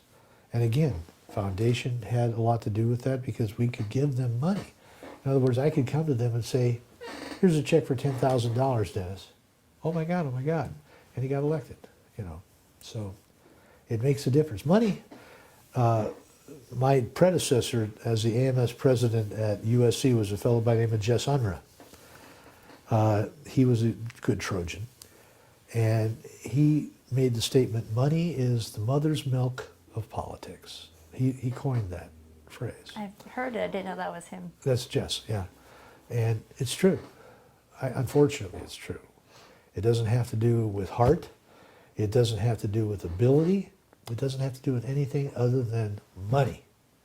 You give me enough money, I'll get somebody elected. Although that's kind of, I can't really say that anymore because I'm looking at all of the stuff that Hillary sent me and the badges and, all of the hats and decor that was provided, she had a ton of money. She didn't have, because first of all, Mike Levin and I were raising the money for Orange County, which, by the way, is now the 6th largest metropolitan area in the United States. And here's a statistic that'll freak you out. Did you know that more than 1 out of every 100 people alive today in the entire United States, including our territories and protectors, lives in Orange County? Look at the numbers. Did not. We have 3.3 million in Orange County, and the United States has 320 million people. If you do the math, we have more than 1% of the country's population right where you're sitting. So it does have a fairly substantial effect. Nobody knows that. Nobody knows that. I'm very quick to point it out. Because it was, it's important. And we really do have the genesis of so many great things. I mean, look at, Allergan and Broadcom. All of these outfits grew in Orange County. Not that Adam Herbert was the head of Allergan originally, and he occasionally gave money to Democrats, not always. And Henry Nicholas, the guy that owned Broadcom, along with Samueli, gives money to a lot of Democrats. The one he gives most to is Miguel Polito, who's the mayor forever. He's on his 22nd year right now, mayor of Santa Ana. And you look at that name and you figure that he's a laborer, Miguel Polito, and yet he's one of my dear friends. I see him a couple times a week. He comes to this office quite often just to sit down and talk. We like to talk. And I'm godfather to so many children, as it turns out. I just became godfather to Bill Lockyer's twins. Oh, did you really? Yeah, 2 weekends ago, they were baptized in Long Beach. And Bill asked me if I would be the godfather. And yeah, I do that a lot. Come Godfather Day, though, it costs me. I'm a good godfather. It's that Italian blood. It is. So what kind of a relationship then do you have with all these elected officials? Because it seems like through your work you have a fairly positive interaction with them. Most, yes. Some no. I haven't been particularly close to Loretta in the last few years. And I didn't support her. I was... You mean this last election? Yeah, against Kamala. Kamala's an old friend of mine. And one of the things that happens from time to time is it's who gets to me first. And Kamala, over a year before Loretta even thought about it, asked me if I would be, along with Mark Robinson, her co-chairs for Orange County. I said, sure, I'd be delighted, Well, then Loretta makes the announcement, and Wiley comes to me and says, well, you're going to support Loretta, aren't you? No. Why not? Because I'm supporting Kamala. Why? Because she asked me first. That's the only reason? Yep. And I've raised a ton of money for Kamala as well this past, although she didn't need it. I thought this whole thing with Loretta was absurd. I mean, it was, what was that Peter Sellers movie, A Shot in the Dark, or something like that? I can't remember, but it just didn't make any sense to me. They didn't even know who she was in Northern California. And all the money on earth isn't going to give her the name recognition to win. And I think she got beat better than 2-1. Not good. And Wiley couldn't understand why I wouldn't support her. Although, if she'd asked me first, I'd probably be sitting there getting my head beat up. Because I go down with the ship quite often. I went down with the Carey ship and the Mondale ship. And, I go down with the ships a lot. I should have been on the Titanic. No, because then we wouldn't be talking to you right now, so that's okay. Well, I could be talking to you from heaven. Okay. There's that too.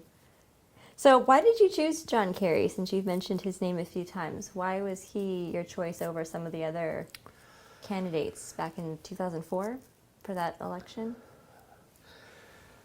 I received a call from a fellow that lived right next door to me. I had a house right on the sand in Laguna. And Howard Harrison was the guy's name. And he said, I have an old buddy named John Kerry who I went to school with in the East Coast. He's going to run for president. Would you meet with him? I said, sure. So I met with Kerry originally at the Orange County Airport in a very private room, just me and his assistant, and that was it, and John. And I was just blown away by this guy. I was blown away by his knowledge, primarily of the Middle East. I mean, the guy's a genius on the Middle East. I mean, this is the perfect guy to go in there and do something about what's going on. And so I just got hooked. And after that first meeting, I kept him at the top of my list from the standpoint of potential candidates. And then, obviously, he didn't win, but I still like him a lot. And that, replacing Hillary as Secretary of State, good move. And if you take a look at the work he's been doing, it's primarily in the Middle East, which is where he's the expert. And he was when he was a senator. So it was just a nice fit. And so that's the reason I got hooked up with John. I still talk to him. Mm-hmm. That's the nice part, is I'm still friends with most of these people. Nancy Pelosi is a really good friend of mine. She and I go back to the 70s when she was chair of the, I think it was San Mateo or something party, and I was Orange County, and we would work on projects all the time. Nobody could ever get her to come to Orange County except when I called, and I get her. Because, oh, I'll come for you, Frank. So, I don't know. It's just, you think back and think about all the great opportunities and the great successes and all of the missed opportunities. So. How do you deal with those losses when a candidate that you have such faith in does not win the election? I'd like to say I cry a lot, but I don't. This last election has really, I've been stunned. And I don't know what's going to happen to this country unless he becomes a new Hugo Black and realizes the enormity of what he is confronting and starts listening to the arguments on both sides. And hopefully he's got enough brains to figure out which is the way to go. But the stuff he's doing is pretty scary. Especially at cabinet appointments. So why did you come back to the DPOC after an absence? They invited me back. They were in a state of disarray. They couldn't raise any money. The attendance of the meetings was pretty non-existent. And the meetings that they had became completely out of control. It was like everybody debating everybody. I didn't permit that. I was like a czar or something like that. I conducted the meetings the way I wanted. If I didn't think that this guy was going to say what I wanted, I didn't call on him. And the point of order, sit down. I'm not taking your point of order. Forget about it. And then I was replaced by Henry Vandermeer, who's much nicer than me. And he's done a great job as far as grassroots organization here in the county. But he doesn't have the personal power to shut these people up. As a result, these meetings go half the night. And it's just vitriol, back and forth, back and forth, back and forth. I didn't permit it. I just didn't permit it. We're going to get our agenda done. You want to talk to me either before the meeting or after the meeting, but this is not the place to stand on a soapbox. You're going to pay attention to what our agenda is, and then we're going to go home. So what was different about that second tenure as chair compared to your first? Well, remember, I came back the second time to a pretty empty house. So it took a few months before the house filled up again. And we started raising money, we started accomplishing things, but it had really just gone down the drain. The earlier years, I could do whatever I wanted. I had an executive director that was out of the Coro Foundation. I don't know if you know what Coro is, but it's big, teaching young people how to be in politics. And I was able to raise money back in those days. They knew I could do it again, and I did. I can raise money. Like I say, I'm a good beggar. I am a great beggar. But I use approaches to begging. I mean, it's not exactly constantly on my knees. It's dangling the bacon in front of the people or whatever it is that they want. Or, as in the case of the foundation, promising this side, we all these people coming, and then go back to this side and say, guess what we got? Look who's in this group and how much money they have. You have to, my idea about politics is this. To raise money, you have to watch what hat that person is wearing. Are they a union person? Are they a big educational person? Are they a civil rights person? Are they a gay, believe in all of the gay rights stuff? You just have to recognize what hat they're wearing. Once you know what hat they're wearing, then you appeal to that hat. So with Hillary, anyway, it was easy. I mean, so many. She really believed in most of the things that I believe in. So it was with great chagrin that I watched the results of that election. I remember sitting in a hotel room with Alan Cranston. I'm trying to remember what year it was, and just the two of us watching the returns. And he looked at me and said, "Frank, we just lost control of the Senate, United States Senate." I mean, those are the kinds of moments that you just never forget. So who did you support back in '08 when she was running against then Senator Obama? Well, you're not going to believe this, but I was a Hillary delegate to the convention, and yet I threw the very first fundraiser for Barack Obama in California. Okay. One of the pictures you've got is of that first fundraiser, 2007. He hadn't even entered California. And so I heard about him and talked to him, and I said, ooh. So, and I became close to him, and we threw that fundraiser. We raised a lot of money for him. So that's how that happened. So what's the experience like of being a delegate at a convention? Well, it depends on what kind of a delegate you are. They have I've been a delegate at just about every convention so far. The experience in most of the conventions is that you're just kind of herded around like cattle.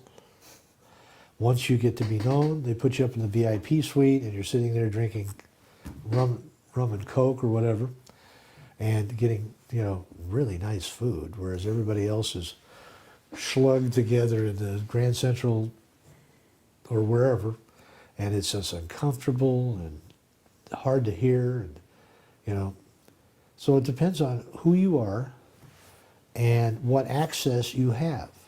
Even when I was nobody politically, I always got the great seats because Richard would always take me in. What are we doing now, Richard? Well, we're going to go up to the VIP suite. I said, well, are we VIPs? He says, well, I am. I said, well, how about me? He says, well, you're coming with me. You're my date. Okay. So I always had access, but by virtue of the fact that I was just a delegate in those days, many times, I just sat with everybody else, although I was seatmates with Mayor Daley of Chicago at that convention. That was the Hayden convention. Speaking of Hayden, he got me in a lot of trouble. I was very, very, very enamored with and liked a lot Jane Fonda in high school, in college. And she came to Orange County and asked for me. And so it turns out I started taking her around to various places when she had to come to Orange County. She would show up in my waiting room at the office. People said, Jane Fonda's here, Jane Fonda's here. I said, yeah, she's supposed to be at about 5 o'clock. Well, she came early. And so we became friends.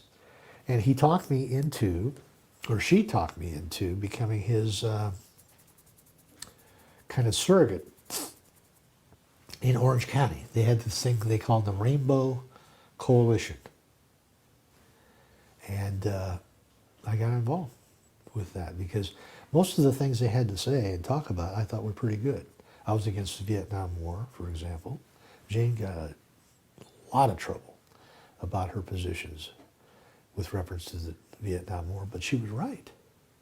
I mean, maybe she went over the top, visiting the North Vietnamese and a few things like that, but you know, if you're going to own what was right, Jane was right there, and still is to this day. She's a good Democrat. But he got you in trouble. Because I was associated with Hayden. Okay. And people didn't take too kindly to that relationship. True. No, the further evidence that I'm a con man. As if they needed more, right? Right. No, they had plenty. What about Howard Adler? I know he was involved in the party for a long time and was chair also of the Right. DPOC. What was your relationship like with him? Very close. Howard and I were close. Didn't hurt that his wife Louise was my debate partner at Garden Grove High. Oh, I didn't know this. Yeah, a lot of people don't know that, but Louise and I still see each other, and I really miss Howard. He was an extraordinary man, and he did a lot of good stuff personally for people and politically. Good things, good things. Howard was almost my clone politically. It's hard to find somebody that is your clone, but I would say Howard and I came close. So thinking of people like Howard and Dick, what do you feel like is their legacy in supporting politics or, you know, furthering the democratic ideals here in the county? Well, I think that the legacy is self-fulfilling. I think that as Orange County's demographics continue to change, the legacy will be more and more democratic. And they laid the basis for that to occur. It's that simple. Mm-hmm. Is that what will eventually become a democratic county, a rainbow county, using a Hayden term. But look at what's going on. I mean, if you go to UCI, for example, most of the students there are Asian. I don't think that the Caucasians even have as many students as the Asians do. And there's a lot of Latinos, there's a lot of African Americans at UCI now. It used to be. That is a stepping stone for further and further progress for Orange County from the standpoint of becoming less conservative and becoming more progressive. And it's through education. Mm-hmm. So how have you seen things change in the county, even in bringing in some of these notable nominees that you've talked about versus when you started? I mean, were you seeing these big names back then, or do you feel like it's become larger in terms of a percentage of people that make Orange County a stop? No. Orange County has been, for the Democrats anyway, not so much for the Republicans, has been the breadbasket. This is where they come to get dough. We're not expect to get any vote out of Orange County, but you can bring us money out of Orange County, Frank. Well, for you to do that, you got to come here. You've got to make an appearance. We had Clinton at the Orange County Fairgrounds in the Pacific Amphitheater. That was before I had it converted to operating amphitheater again. And you couldn't even move. I mean, you couldn't get in, you couldn't, the outside, we had to put up big jumbotrons outside so people could see him speak. So the people are here. It's the draw that makes the difference. But the draw isn't the people for most of these politicians. The draw is the dough. They want the money. So they call me, or they call Wiley, or they call, some of the other people that are capable of raising money, and they say, I want to come to Orange County, Frank. And okay. And I want you to raise some money for me. Well, you got to come. Many times I do what they call a meet and greet, no charge, and then hit the people up after the meet and greet. So oftentimes though, like for Hillary, easiest fundraising I've ever done. We have a lot of wealthy women in Orange County, a lot. Mostly widows of guys that did pretty good, and they're fairly progressive and fairly liberal. And well, how much do you want for Hillary? 5,000. Okay. How much you want for Hillary now? 10,000. Okay. You know, it's just, it was easy to raise money. But that's primarily why the people, the notables, so to speak, come here. So how many fundraisers did you do for Hillary this last election? 4 Okay. in Orange County. Mm-hmm. I went elsewhere for fundraisers, but 4 here. And the last one was really big. Was that the one in Laguna? Yes, Okay. at, I'm trying to remember the name of that hotel. Oh, it's Montage? Montage. Mm-hmm. Yeah, I used to live right across the street from Montage. My oceanfront was right across from the Montage. I watched them build it. Yeah, and we raised probably $3 or $4 million that day. One day. A lot of money. Yeah. It wasn't just me, though. There were a lot of other people that were helping with that.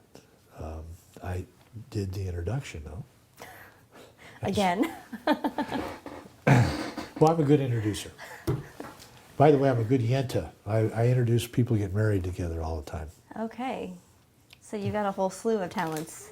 Yes, I'm a good yenta. Excellent. And the Godfather, and the list goes on. It does. How do you feel about term limits?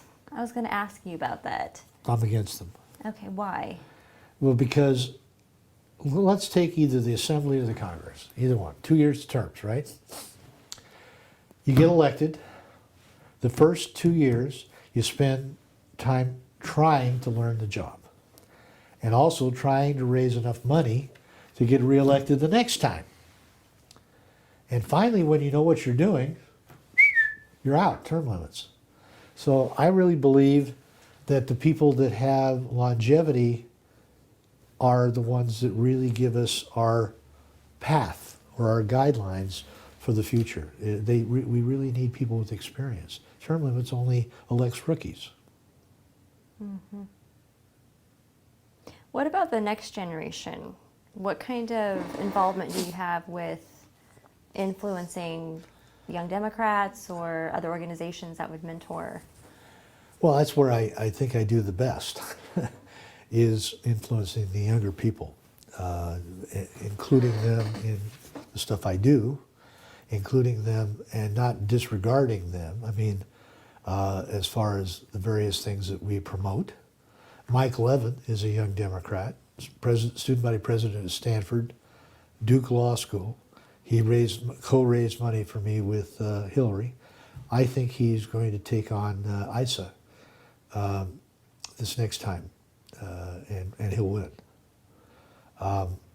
He's an example of the next generation politician. Melahat Rafi'i, another. The ones that have been my executive directors. Mike was an executive director. Melahat. I have had a stellar group of executive directors, and they're all currently leading the young people in Orange County. So we're going to have a nice legacy. Okay. So how would you define your leadership style? Loose, convoluted, unpredictable, but powerful. You know, and capable of changing in a nanosecond my thoughts, my feelings. So I don't have a political agenda, so to speak, other than caring about people. And I believe that that's what defines Democrats and Republicans. I think the Democrats really do care about the common person, and that I don't think that the Republicans do. I think they're interested in their own wealth, their own accumulation, not paying taxes, not having any of their money go to anybody else. It's mine, I earned it, I don't want to give it to anybody. That's the ethic. Whereas I'm a person that believes that the Democrats have a bigger heart. And that's been the biggest distinction I've been able to draw over the years, and it still rings true. It still rings true. So looking back over your career, how have you juggled your personal life, your professional life, and politics? My staff usually gets me up in the morning, points me. That's usually what happens. I mean, I have all these women that work here at the law firm, and they literally tell me what to do. Personal life is really dedicated to my sons. I'm going to be a grandpa, I found out. First time. Congratulations. Oh God. And it's got a heartbeat, which means that the chances of us losing the baby are down to 2%. So that's good. It's the size of as of day before yesterday, the size of a raspberry. Started as a piece of rice, then went to the size of my thumbnail, and now it's grown to a raspberry. So I'm really excited about that. And they said, well, what do you want? I said, I don't care. It could be a hermaphrodite. I don't care. But I want something that I can care for, and probably that will get me to retire.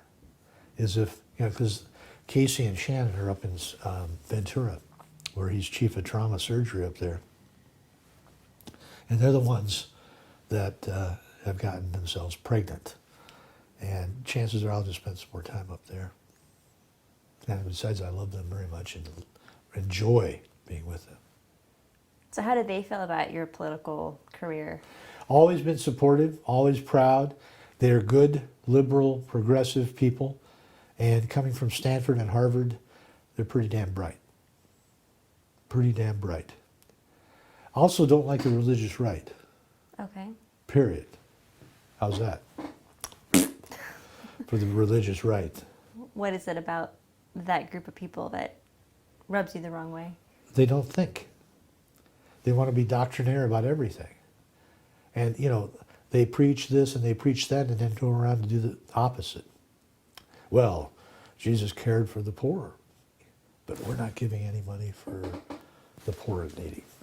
So I just think they're bigoted. And do you think they have, or what kind of a role do you think they play in politics today? Huge. They're probably the single biggest reason why Trump's our president. Seriously. And I think he said he went to church once or something like that. That's enough. Okay, he's our boy. Did your children ever express an interest in following in your footsteps politically? Never. No. Although they could have. I mean, both of my sons are very charismatic and could do whatever they want. My son Casey was elected Diamond Jim at Stanford 2 years in a row by the female population. That's the one they vote for who they would like to marry. So he got that 2 years in a row. So, they're pretty, they're very liberal. They're very, very, very liberal. Probably to the left of me, if you can imagine that. So, but they have no interest in politics. They have their own little, Brett is working with his microscopes, and Casey is in a mound of blood constantly with the trauma surgery. That's the way they were when they grew up. We'd see a big puddle, a mud puddle. And Brett, my neuroscientist, would very carefully walk around the puddle. Casey, my trauma surgeon, would jump right in the middle. We'd have to pull them out of the mud. That's just the way they were. And that's the way they live now. Some things don't change. They don't. Well, moving into more reflection type questions, I know we've talked a bit about how Orange County has changed since you moved out here, but can you think of any other ways that you've seen things change either geographically or politically over the years? Not really. The geographics are pretty much the same. I mean, we have, I can't remember, 43 or 48 cities. Like I say, though, they're moving toward Democrat. Irvine, classic example, is almost Democrat, or if not already Democrat. I haven't looked recently. But no, I haven't really seen much other than just a steady transformation. And it seems to be picking up speed. And I think this Trump thing could redefine the Orange County people. Remember, Hillary won. I can't remember what the percentage was, but she won substantially in Orange County.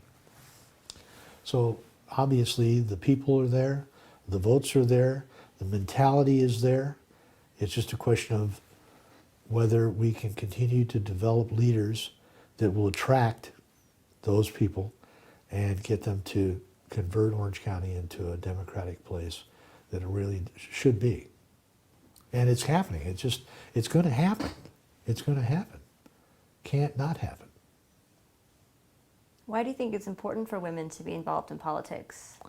Because as long as they weren't, they got, I can't use that word, but they didn't do well. Like I say, my mother had to work 2 jobs just to try to feed us marginally when I was a kid. And you remember they used to have that 60% button, and then it was 67% button, which stood for the amount a woman made for comparable work to a man. So I think women have the biggest stake of anybody. First of all, I think that they're kinder, nicer, and it might have something to do with the motherly instinct. Don't know about that. But I'm very close to Barbara Boxer, and not so close to Di-Fi, but a lot of other female elected officials. So, don't know. But I really like female elected officials, lots. Do you think your mother considered herself a feminist? My mother considered herself nothing. My mother considered herself just trying to exist. She died a very early death as a result of every kind of malady caused by the stress of trying to survive as a single mother in Orange County. She died before her 65th birthday.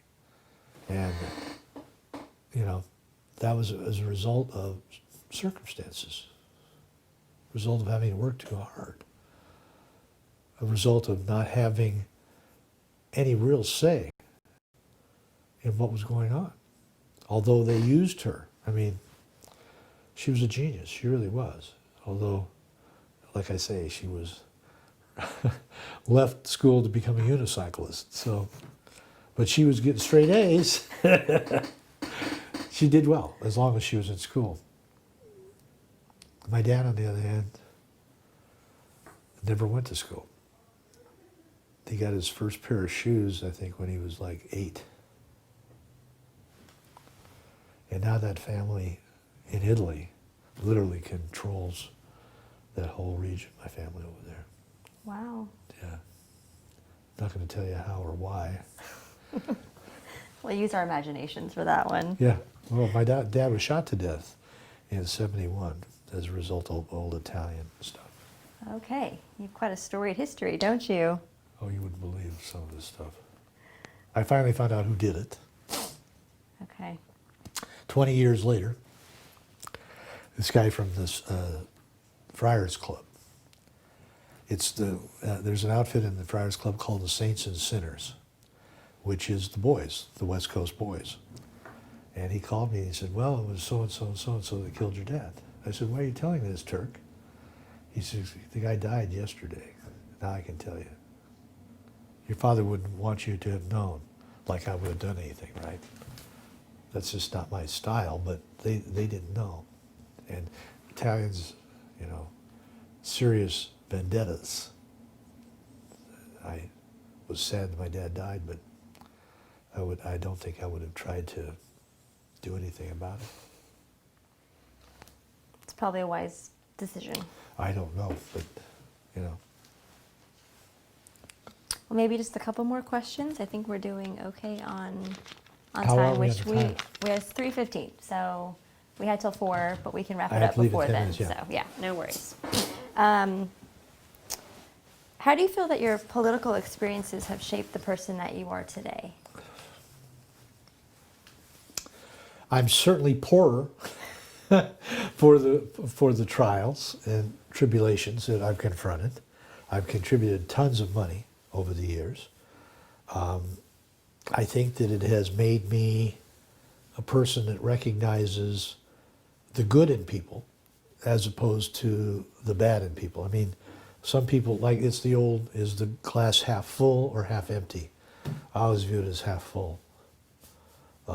So I think that it has had a substantial impact on me because it's exposed me to so much of the problems and the slings and arrows of outrageous everything that people in this country experience. And it's getting better, but it's not better. It's not good yet. So I'm hoping that when I finally do adios, things will be better. Now, I know you've mentioned some of the notable campaigns that you worked on. Were there any other stories that you wanted to share about people or a memorable event that took place? I don't want to forget anything. So, I mean, you've mentioned obviously Kennedy, Carter, Kerry, or even local candidates. Like you mentioned Miguel Polito, and you guys are good friends. I assume you've supported him then during his campaign? Every time. Okay. Not really. Okay. Not really. I mean, there are dozens and dozens of stories, but nothing that really sticks out. Okay. Just want to make sure we're good on that. So what are you most proud of in your life? My sons. That's it. I produced two incredibly smart, kind people. That's what I wanted. And they're so ready to go and doing good things. That's it. And how about one more question? Politically, did you ever consider running for office? I did. I ran for office in '82. They talked me into running for the state senate. I didn't have a chance, but they wanted to keep this guy busy. And as a result, they put me up. I raised a ton of money, which made that they raised money for this opponent that did go to other people. That was really, O'Neill said, Frank, I don't have a chance to. He says, yeah, but you'll raise enough money that they're going to have to take a lot of the resources from other campaigns to put up with you. In other words, to confront you. So I said, okay. And